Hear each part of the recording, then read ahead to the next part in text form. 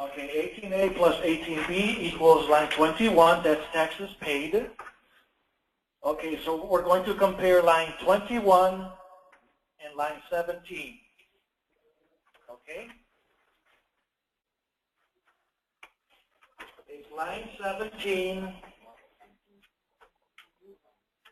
is smaller than line 21, you're getting a refund. Okay, if line 17, what you owe, is smaller than line 21, what you paid, you're getting a refund. Put that on line 23A. Put that on 22 and then on 23A.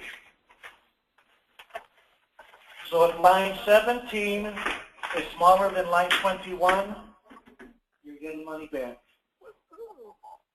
Calculate the difference, put that on line 22. And then on line 23, you're going to indicate how much of line 22 you want back.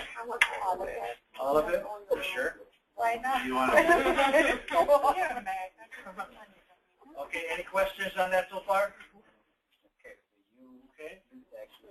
So on the W-2, I have for 4 and 6, the Social Security tax withheld and Medicare. Okay. That's not income. Okay, remind me when we get, okay, as long as you brought that up. Okay. Has everybody caught up? They know whether they owe or whether they get money back? Okay. Okay, the question was brought up on your Form W-2 if you have dollar amounts on box 4 and 6. Box 4 is Social Security tax withheld. Sergio earlier indicated that if you're a non-resident, you don't owe anything. We don't pay Social Security. Okay, so if you have dollar amounts in box 4 and 6, you're going to get that money back, but you're going to have to fill out a form, and we've already had the language for you. For tax purposes, I am considered a resident, right? Correct. So I'm not going to get that back. They withheld from you. Okay, there is a Form 843, More money back. and it should have been attached, or it should be attached to your handout. It's on your handout. Should be the last form. Very last page of your handout. Form 843.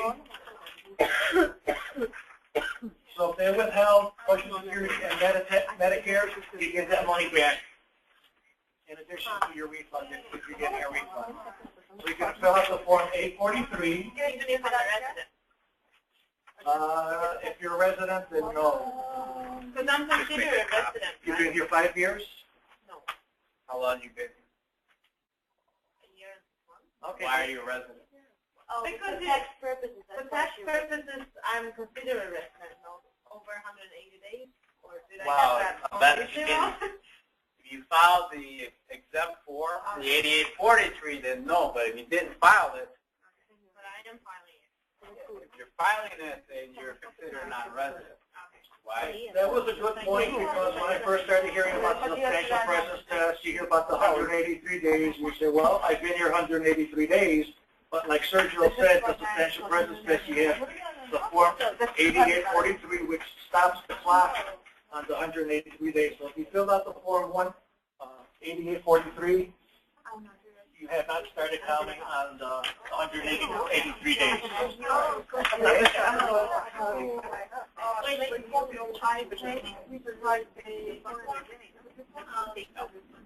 Yes. The online students said there are too much talking in the room, so they cannot hear very well. So can we go one question at a time? Right. Thank you. Okay. Was there another question that I didn't? Is there a question that they have that they didn't hear the question there? Okay. So the question was regarding Social Security and Medicare. And if you look in your Form W-2, if there's dollar amounts on box 4 and 5, you can get that money back by filling out Form 843. And then we have the language that we can leave with the advisors here, and they can share that with you. So on the language that we had, you don't have to change anything, just attach it to the form. And on the form, basically, you're including your name, address, social security number. Basically, the top items. And then probably signing at the bottom. Okay, so we did this situation where you get a refund. Hopefully nobody is in this opposite situation. If line 17 is more than line 21, calculate the difference, and that will be what you owe, and that goes on line 25.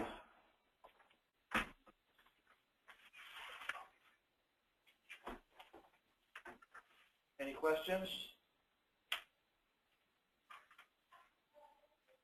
Okay, so we're going to, at the bottom where it says sign here, you're going to sign in pen and date it. And include your occupation, whatever type of work that you did.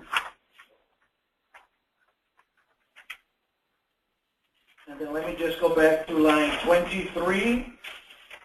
If you have a checking account or a bank account, you can include your routing information and your account information on here, and you can get your refund direct deposited. You can get it back in half the time. Will occupation be student if you're an F1 visa, or would it be a job title? No, student. So for occupation, you can put down student. Thank you. Even if you do no OPT? Very quick, does everyone know what's your routing number of the bank? Of your bank, where to find the information? Everyone knows? Okay, good. Thank you. Okay, then on the second page of 1040 and REC,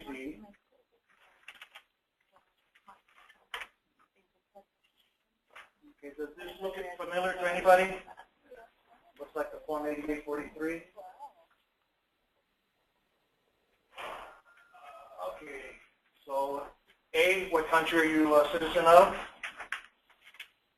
B, in what country did you claim residence for purposes during the tax year? Is the same thing. How are you? Have you ever applied to these? Finishing up with a tax workshop.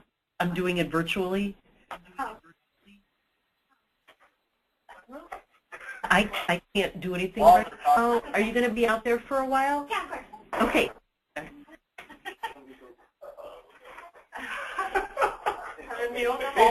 On the back here, it's pretty straightforward, so I'm going to go over it quick so Sergio can help you with your Illinois state return. C, have you ever applied to be a green card holder? D, were you ever a U.S. citizen, yes or no? Or a green card holder? A question. Yeah, so yes, it's only for the purposes of 2012, so correct. All right. Okay, E, if you had a visa on the last day of the tax year, which would be December 31st, 2012, enter your visa type. If you do not have a visa, enter your status on the last date of that year. Have you ever changed your visa type or U.S. immigration status? I think that was also on the 8843, so whatever you put on the 8843. G, list all dates you entered and left the United States during 2012.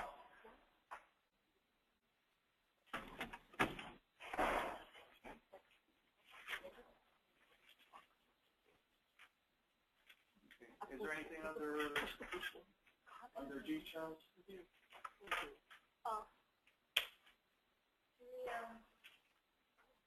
For F, that was the, if you change your type, I changed mine from J1 to F1, but I had like a year gap visa. Okay, so then you would just indicate and include the dates. Right, does that go along with the 8843 where we have to get the statement anyway? Mm-hmm. Right. It goes along with Yeah. that, right? Right. Thank you. So for F, you're combining that with the answer you had on your 8843. Okay, on G, that indicates the day you entered the U.S. and if you departed, and then the date that you entered again. During 2012. So Correct. he came back 2013.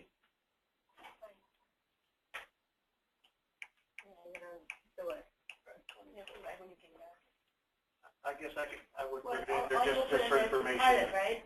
Thanks, sir. When you left at the end of 2012, all you put in there is the day you departed. And then Correct. next year you put in the day you came in, like January 6th. Right, entered, departed, entered, departed. And then H, give the number of days including vacation days. Again, just look at your 8843. Did you file a U.S. income tax return for any prior year?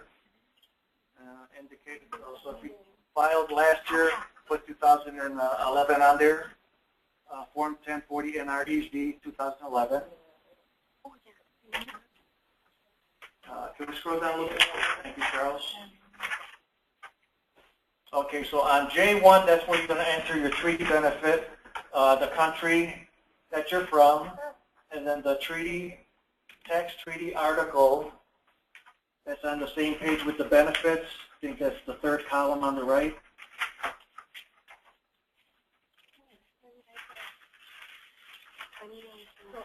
For example, for I think China was 20 for NC.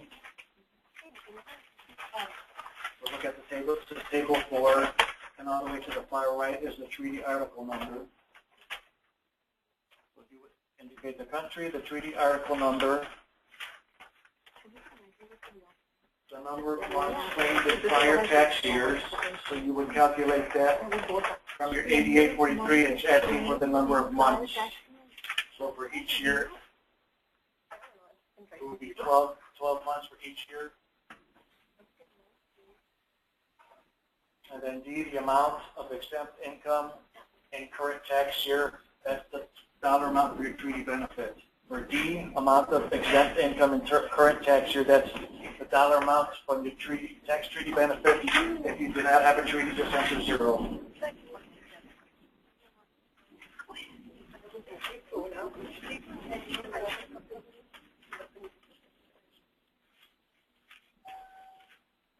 Okay, on 2, that's no.